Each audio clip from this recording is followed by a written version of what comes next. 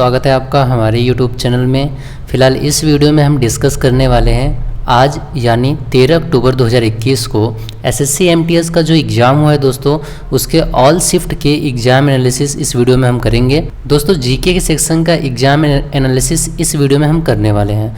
बाकी दोस्तों आपको बता दूं, मेरी पूरी कोशिश और पूरी उम्मीद यही रहती है कि आपको 100% रियल और ऑथेंटिक एनालिसिस करवाऊं। बाकी चलिए बिना किसी देरी के अब हम चलते हैं अपने क्वेश्चंस की तरफ। जैसा कि आपको डिस्प्ले पे दिख पा रहा होगा, पहला क्वेश्चन है गंगा की सहायक नदियों के नाम।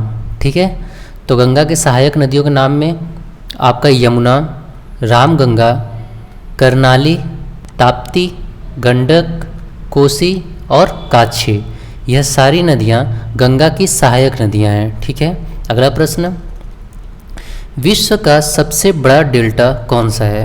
तो दोस्तों करेक्ट ऑप्शन था सुंदरवन डेल्टा। ठीक है, अगला प्रश्न, अनुज बॉबी किस खेल से संबंधित है? तो दोस्तों करेक्ट ऑप्शन था यह लंबी कूद से संबंधित है। अगला प्रश्न, विटामिन के की कमी से क्या होता है? तो दोस्तों करेक्ट ऑप्शन था खून का थक्का जमना। ठीक है, अगला प्रश्न, पंडवानी एक्सल नाटक कहाँ का है? तो दोस्तों करेक्ट ऑप्शन था छत्तीसगढ़। ठीक है, अगला प्रश्न, भारतीय संविधान में नीति निर्देशक तत्व किस देश से लिया गया है? तो दोस्तों नीति निर्देशक तत्व की बात करें तो यह आयरलैंड से लिया गया है। ठीक है, अगला प्रश्न, भारतीय निर्वाचन आयोग कौन है?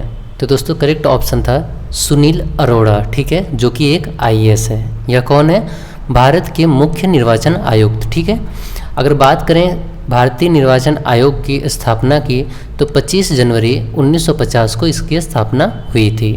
अगला प्रश्न, उत्तर से दक्षिण नदी कौन सी है? तो दोस्तों करेक्ट ऑप्शन था गोदावरी नदी। ठीक है, यह उत्तर से दक्षिण की ओर बहती है।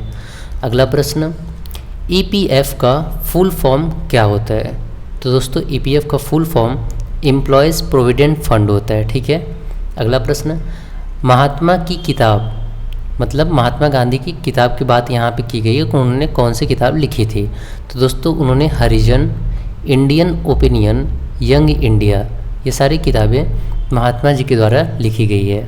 अगला प्रश्न, हेमकुंड गुरुद्वारा कहाँ पर है? तो दोस्तों हेमकुंड गुरुद्वारा हिमालय में स्थित है। अगला प्रश्न,